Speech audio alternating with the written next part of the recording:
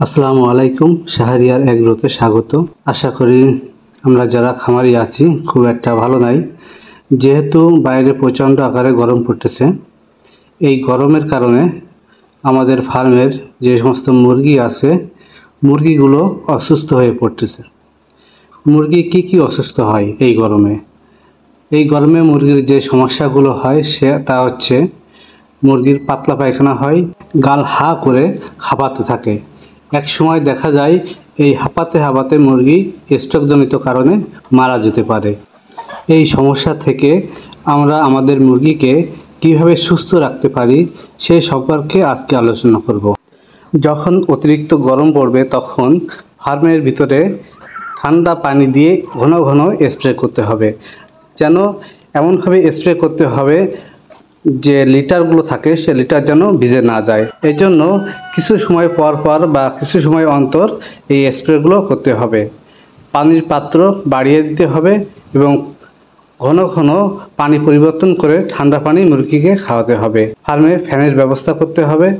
ফ্যানের পরিমাণ যাতে কম না হয় সেদিকে খেয়াল রাখতে হবে। খাবারের পরিমাণ বেশি দেওয়া যাবে না এই গরমের ভিতরে। খাবার আমাদের অবশ্যই সকাল এবং বিকেলে এই দুইবার দিতে হবে। দুপুরে কোনোভাবেই দানাদার খাবার দেওয়া যাবে না। দুপুরে যে খাবারটি আমরা দিতে পারি তা হচ্ছে বিভিন্ন ধরনের শাকসবজি, ঘাস, লতাপাতা এই জাতীয়। দুপুরে অতিরিক্ত গরমের কারণে মুরগি হা করে শ্বাস নেয়। এই সময় ফিড খাওয়ালে স্ট্রোক করার সম্ভাবনা থাকে। এই জন্য আমাদের অবশ্যই দুপুরে ফিড জাতীয় খাবার খাওয়ানো থেকে বিরত থাকতে হবে। দুপুরে আমরা মুরগিকে যখন পানি দিব অবশ্যই ঠান্ডা পানি দিব এবং পানির সাথে অবশ্যই ভিটামিন সি জাতীয় খাবার খাওয়াতে হবে।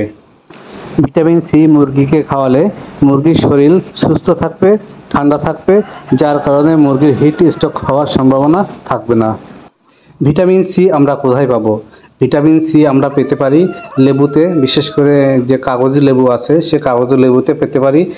আমরা যদি প্রতি 5 লিটার পানিতে একটি করে কাগজি লেবুর রস মিশিয়ে খাওয়াতে পারি তাহলে মুরগিকে আমরা ভিটামিন সির ঘাটতি পূরণ করতে পারবো। এছাড়া মুরগির ওষুধের দোকানে রেনাসি নামে একটা ওষুধ পাওয়া যায়। এই রেনাসি খাওয়ালে মুরগি ভিটামিন সির ঘাটতি পূরণ হবে, পাশাপাশি মুরগির শরীর ঠান্ডা থাকবে এবং গরমে হিট স্ট্রোক থেকে মুরগিকে আমরা রক্ষা করতে পারবো। রেনাসি 1 লিটার পানিতে 1 মিলি করে খাওয়াতে হবে। এছাড়াও গরমে মুরগির হিট স্ট্রোক থেকে রক্ষা করার জন্য আমরা দুপুরে যে ওর স্যালাইন আছে ওই স্যালাইনটা আমরা মুরগিকে খাওয়াতে পারি। প্রতি 5 লিটার পানিতে 1 মিলি স্যালাইন মিশিয়ে মুরগিকে খাওয়াতে হবে। এই 3টি উপকরণ লেবু, রেনাসি এবং স্যালাইন, এই 3টা আমরা যে কোনো একটি ব্যবহার করতে পারি অথবা আমরা 3টাও ব্যবহার করতে পারি প্রতি 2 দিন অন্তর। প্রথম 2 দিন আমরা পানিতে লেবু মিশিয়ে খাওয়ালাম, দ্বিতীয় 2 দিন হচ্ছে আমরা রেনাসি খাওয়ালাম এবং তৃতীয় যে 2 দিন থাকলো সেই 2 দিন আমরা স্যালাইন খাওয়ালাম। এই গরমে অবশ্যই মুরগিকে অ্যান্টিবায়োটিক কম ব্যবহার করতে হবে। এই গরমের কারণে এমনিতেই মুরগির ডিম উৎপাদন কমে যায়, তারপরে যদি অ্যান্টিবায়োটিক পরিমাণ বেশি খাওয়ানো হয় তাহলে ডিমের উৎপাদন একেবারে হ্রাস হয়ে যাবে। গরমে একটা সমস্যা আমাদের পরিলক্ষিত হয় যে ডিমের উৎপাদন হ্রাস পায় এবং ডিমের যে খোসা শক্ত এগুলো পাতলা বা বাঁকা হয়ে যায়। এগুলো সমস্যা হয় ভিটামিন জাতীয় ঘাটতির কারণে।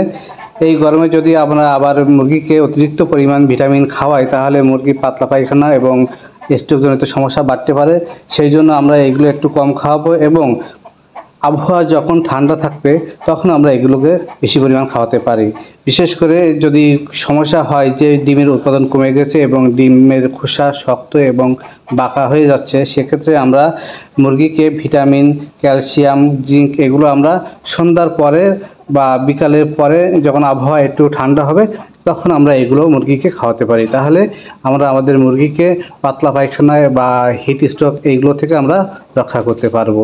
আজকে এটাই ছিল আলোচনার বিষয়। সবাই যার যার ফার্মের মুরগির দিকে একটু খেয়াল রাখবেন এই গরমে, যাতে অসুস্থ না হয়। এবং সবচেয়ে বড় কথা, ফার্মের আবহাওয়া যদি আমরা ঠান্ডা রাখতে পারি তাহলে মুরগি আমাদের সুস্থ থাকবে ইনশাআল্লাহ। সবাই ভালো থাকবেন, সুস্থ থাকবেন।